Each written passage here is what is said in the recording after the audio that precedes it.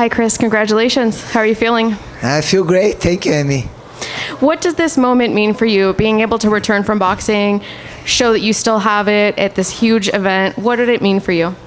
You know, we already been prepared. It's supposed to be fight cat to cat, but you know, the moment, the time, it was not working. But we did some boxing fight, and it will help me improve my game, learn more about boxing, training more. You know, I'm really happy to be at the history event, Bellator 300. I feel very thankful to be here. What did the two of you say to each other afterwards? It looked like there might have been a little bit of confusion or confrontation after. You know, usually I really don't hate my opponents. You know, nothing feeling hard times, nothing. I would just say thank you for her for accepting the fight, to fight each other. And then she said, I don't want to be your friend. She was saying like something like this. I was a stalker, something like this. The reality is to start this. She started speaking bad things about me, and then I don't know the reason. She tried turning this personal. I don't have anything against Cat Zingano. I always promote her the nice way. She's the girl beat Amanda Nunes. She's the girl beat Misha Tate. She's a huge name in the sport. And I'm going to continue that. I'm not going to change what I think about her. Doesn't matter what's happened tonight. There's a lot of talk about what the future of Bellator may be. It could, maybe be sold to PFL, could go under completely. What do you think is going to happen? What would you like to see? Would you like to fight for PFL? What's kind of on your heart there? You know, at this moment in my career, I want to do the biggest fights, in my career. If you're going to be where I'm at, if it be another place, but I love Bellator. I love to work with Scott Coker, and I feel blessed to be part of this event. I know it's his huge show, but I'm happy. I know, and let's see what's going to happen, but I want to do the biggest fights for my fans. You could potentially make history again, having a 5th title and a 5th promotion. Would that be something that's on your bucket list? You know, I didn't think about it, but maybe it's going to be great. I'm going to be happy. And last question, what do you think of the matchup with Leah McCourt? You know, I believe she's the next challenger. She's getting the wins the fight. Was a great match against today. She's the wrestler, Olympic wrestler, Sarah, and she did it great. She got the victory. She deserved to fight for the title. Cris, congratulations on the win. Did you expect the fight to play out that quickly? I know you felt like you were going to beat Cat Zingano, but did you, going in, did you feel like it would be a quick finish like that? You know, I didn't know it was going to be quick. I never trained for finish the fight soon. Happened, feel very blessed about it, but usually we train for the 5 rounds. I know a lot of people don't know, but I got sick and I stayed 2 weeks almost in the bed, cannot train. And I was watching the fights, the training, the Cat Zingano, everything. But I feel like I train everything. We did the camp for 12 weeks and I got sick. I stayed 2 weeks and not able to train, right? And I was thinking about we're going to continue fight or not fight. But, we did all the exams. I feel great. And I feel very blessed the opportunity to be fighting here in 300. We think about maybe not, but I said, no, it's special. We have to make. And, much respect for Cat. I know she was a danger fighter and she's really a lot of heart. How close were you to pulling out of the fight? You said you were really sick. Was there like that conversation of maybe having to withdraw?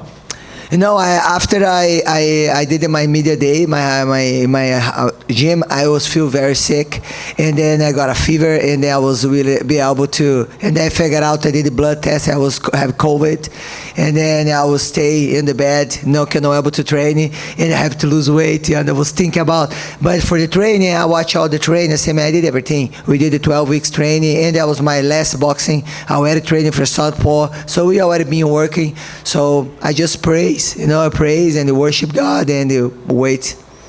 Antonio McKee was in your corner. I know you've been working with him for the last little bit. How important has he been in your camps, especially on the MMA side of things?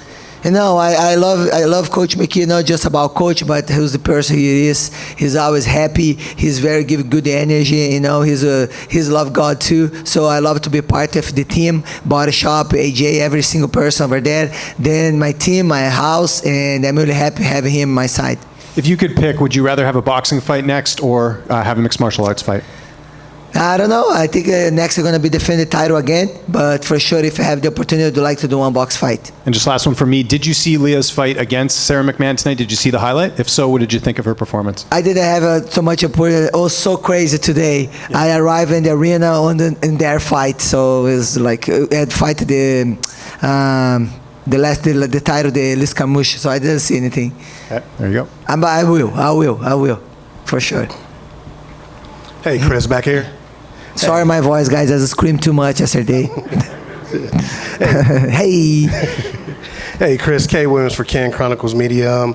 I want to talk about your faith for one moment. You wear it on your sleeve. You're very outspoken. How do you feel that your faith has played an important role in your success in your MMA career? I think everything happened in my career was come by faith. Like the one thing I never want to be a fighter. It was not my dream. Not my dream. I want to play handball, finish my high school and finish my college, and I have a normal life. And then somebody show up in my university say, I think you can be a great fighter. I look at him, I don't like fight. And then after I start training, I start fighting, I get my first title, Strike Force, and then in a couple years, I born again, I accepted Jesus as my Savior. And then what's happening, when I went to the church to do my testimony, that guy saw me play handball. He's from that church. So if God don't send somebody telling me you can be a great fighter, I was never going to be here today. I was not going to make anything.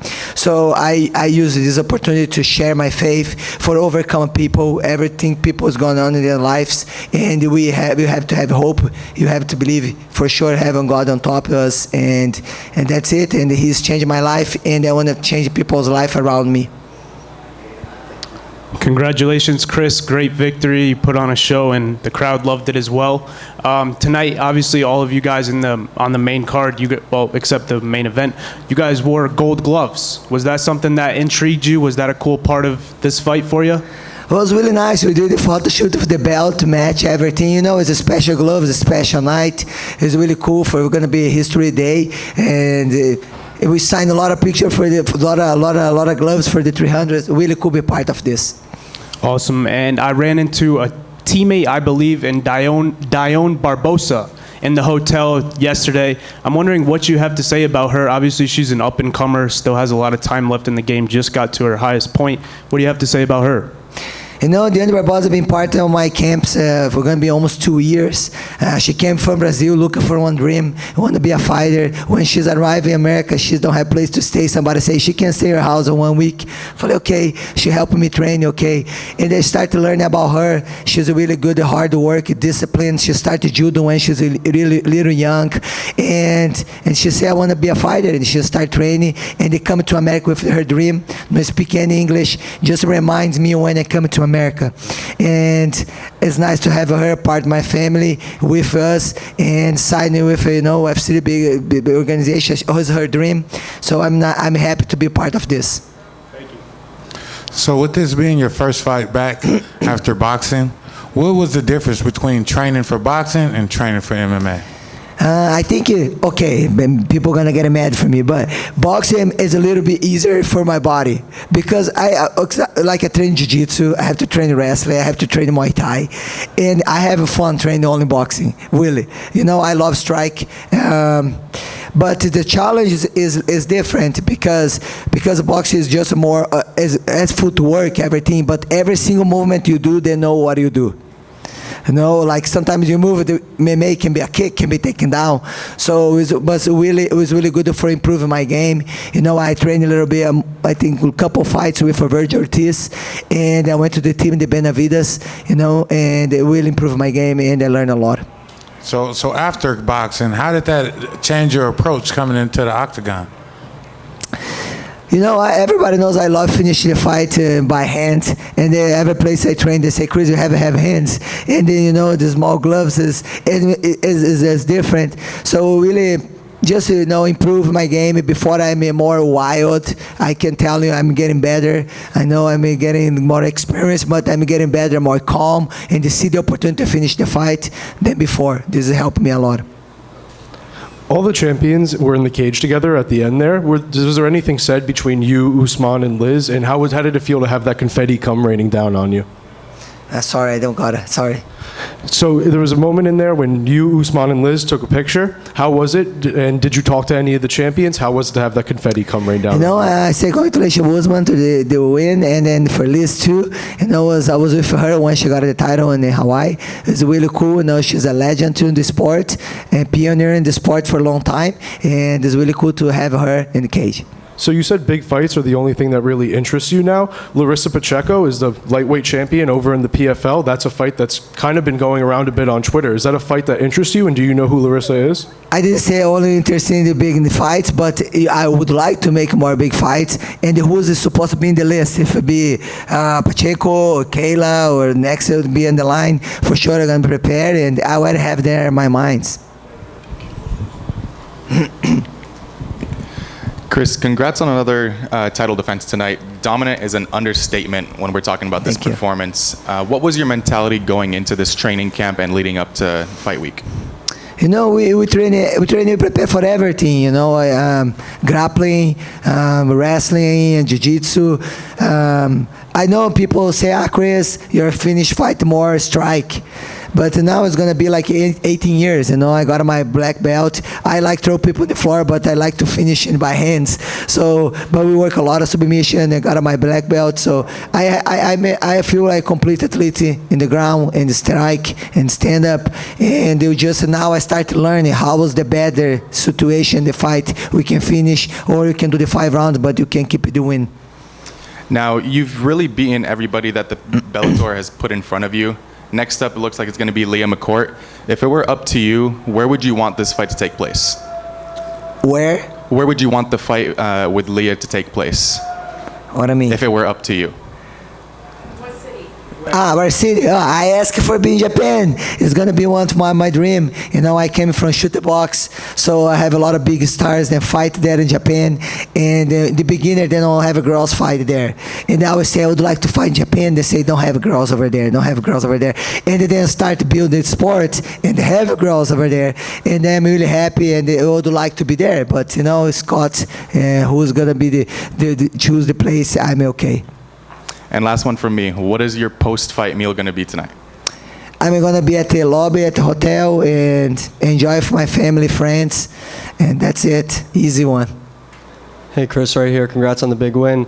You're very intense in these fight weeks and these face-offs and these weigh-ins, but you seem very calm, cool, calm, and collected ahead of these fights. How do your nerves compare now compared to how they were earlier on in your career? I feel like before I work more emotion, I'm more, and then now I can control the emotion. I can go over there cold, even if I, you know, have a little more less emotion. The reality, I think this last fight, I know I get a lot of in the wins because I have a hard time for finish the camp because I got sick. I have to lose weight. It was really like I made it. You know, I'm here and then I'm ready for tomorrow. Like it was. And I asked Liz a similar question, but when you look back at this Bellator tenure, your stint under the Bellator banner, it's basically perfect, essentially a perfect run in Bellator. What types of emotions, what types of thoughts come to your mind when you think about this run you've had in Bellator? About belt? Yeah, Bellator. Like when you think of your career in Bellator, in this promotion, what kind of emotions and thoughts come to your head? You know, they always say like the good son, good daughter come back home. And then Scott Coker was the promoter that gave it the opportunity for me when I fight Gina Carano in Strike Force. He was believing in the women's MMA. And when I signed with Bellator, to work with Scott Coker, for me, it was like the daughter come back to home, and I feel home. A lot of people working in Bellator, they work with me in the Strike Force when I was like 21. So now it's really nice back to here and the fight here. Every single face I know then from there, and they make me really thankful. Welcome. Cris, right here. As you did just now, you speak so glowingly of Bellator and you speak so glowingly of Scott Coker. If this promotion ceased to exist, either by being merged with another one or if it went away completely, would you be disappointed? How would you feel about that? You know, I live the moment. You know, everything is a plan of God. If it's gonna be a plan, don't have anymore, I'm gonna, you know, continue training and fighting for the opportunity. If you know Bellator or Scott know me here, I'm gonna continue to be thankful for them. They're gonna be raised. You know, I defended my title 5 times. With them, it's gonna continue and be the history, and I'm gonna continue be thankful. I talk about them for sure. What specifically, like, what's been different for you in Bellator compared to the time that you were with the UFC? What's been, better for you? What's worked out better for you? What can you speak to in that regard? I think the first immature. Maybe I mature better. I have hard times there for sure. Like, you don't need to love the person you work, but if you love the person you work, it's better. But I'm really. This is already in the past. I don't change anything in my life now. It just make me grow, making me talk to young fighters, something my experience about, and that's it. And last question for me is, at this stage of your career, Cris, you've accomplished everything, you've done everything. What do you have left to prove? Like, why stay in the fight game and continue to keep going on? I love my job. I think the opportunity to be the champion, the opportunity to be fighting, is the opportunity to share my faith and then help with my legacy. Okay, my legacy is not just to hold 4 titles, but to go in the place I'm going, doing missionary work, help with people. This is the legacy I want to leave. Welcome. Hi, Cris. Hi. It's been 10 years since women's MMA really blew up in the mainstream, and I wondered, a decade on, how do you feel about the current state of women's MMA? First, it make me a little bit old. Everybody look at me and say, everybody talk like I see a lot of people retire than people before me, and I say maybe I'm in the next in the line, but I feel great. I train, I feel great. But for me, make me really happy because my goal was never just I be the champion and nobody gonna get anything I did. No, I want to open the door for women's MMA. I was fighting for having my division because I don't have it before. Because I wanted this continue. I want the women's MMA continue. I want to be coming girls young and make it better than me, but the sport grow more and more. This is because I came to the sport. I want to show the girls can fight like a guys. When the people say, I'm gonna be girls fight, gonna be good. No, now you see the family get it together for see the women's MMA fighting. This make me really happy and excited to see the young girls. Hi, Cris. First of all, congratulations. You're a bona fide legend of the sport, and a lot of people think you're the greatest female fighter of all time. At this point in your career, when you keep on winning and winning and winning belts, do you think your greatness is taken for granted? I'm not gonna say I'm the greatest, but I live the fans say that. I think I'm doing my best, and the word is gonna stay in the history in the future. The fans and the people gonna be know about Cris Cyborg. Don't know this girl, she did a lot. So but for me, I just keep humble and keep work hard, and that's it. Hi, Cris. If you're able to fight in Japan, would you prefer to fight in a ring with Japanese rule sets, which include kicks to down the opponent, or do you want everything the same as it is here? If you have the opportunity, it can be anywhere. Ring, cage, anywhere. Be ready. Be ready. Beginning when I start training, I was training the rules for when the people shoot the box training, but can be ring too, no problem. All right, thank you, Cris. Thank you, guys.